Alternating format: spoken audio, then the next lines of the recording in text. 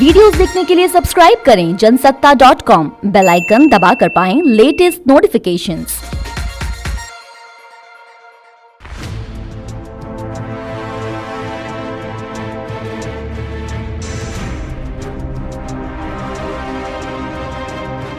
नमस्कार, मैं उपेंद्र कुमार। जनसत्ता में आपका स्वागत है। जो निषाद समाज यूपी के 16 जिलों में बीजेपी को एक मजबूत आधार प्रदान कर रहा है, जिस निषाद समाज का सम्मान करने खुद पीएम मोदी और सीएम योगी कभी प्रयागराज तो कभी कहीं और पहुंच जाते हैं, आखिर उसी निषाद समाज के आरक्षण पर बीजेपी गोलमोल जवाब क्यों देती है? जनसत्ता की इस खास रिपोर्ट में आज हम इसी सवाल का जवाब तलाशने की कोशिश करेंगे और साथ ही जानेंगे कि इसका असर क्या यूपी विधानसभा चुनावों पर भी पड़ सकता है।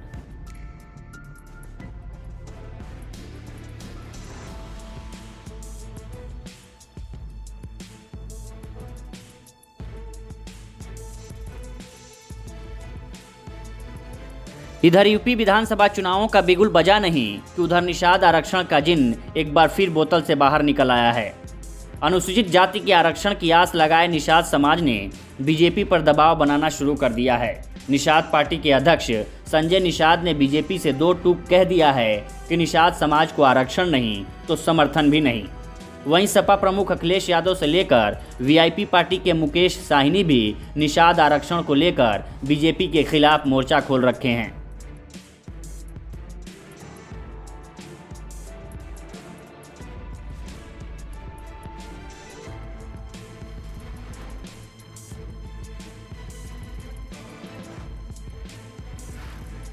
संजय निषाद ने मुख्यमंत्री योगी आदित्यनाथ को चिट्ठी लिखकर कहा है कि मेरे कार्यकर्ता मुझ पर भरोसा करके रैली में आए थे, इसलिए मैंने मंच पर कहा था कि हमारे मुद्दों की वकालत करनी चाहिए।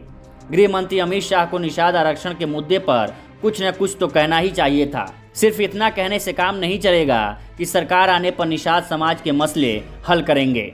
साल 2022 में बीजेपी को सरकार बनानी है तो निषाद समाज का ख्याल रखना होगा।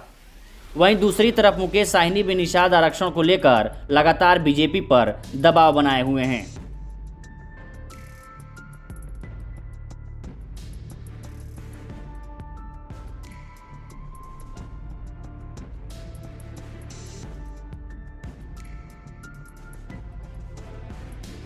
ऐसे में अब सवाल ये उठता है कि आखिर बीजेपी को निषादों की मांग मानने में दिक्कत क्या है?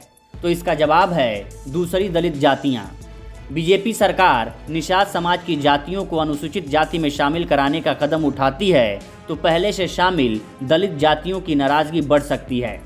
दलित समुदाय की तमाम जातियां जैसे पासी, वाल्मीकि, धोबी जो बीजेपी के वोट बैंक बन गए हैं, ये इससे नाराज हो सकते हैं और बीजेपी अपना नुकसान कर लेगी।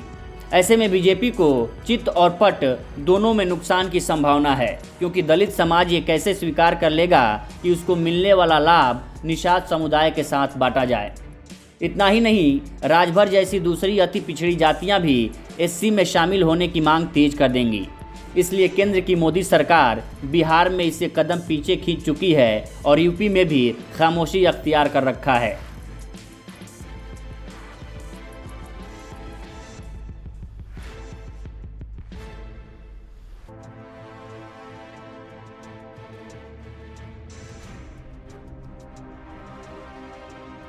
मगर निषादों की मांग अनसुनी करने के भी अपने ही नुकसान हैं, क्योंकि ये समाज भी बीजेपी का मजबूत वोट बैंक बन चुका है।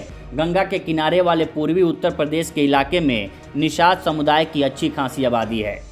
साल 2016 में गठित निषाद पार्टी का खासकर निषाद, केवट, मल्लाह, बेलदार और बिंद बिरादरियों में अच्छा असर माना जाता है। गोरखपुर, देवरिया, महाराजगंज, जौनपुर, संत कबीर नगर, बलिया, भदोही और वाराणसी समेत 16 जिलों में निषाद समुदाय के वोट जीत हार में बड़ी भूमिका अदा कर सकते हैं। ऐसे में अगर ये नाराज हो गए तो इसका सीधा असर चुनाव नतीजों में नजर आ सकता है।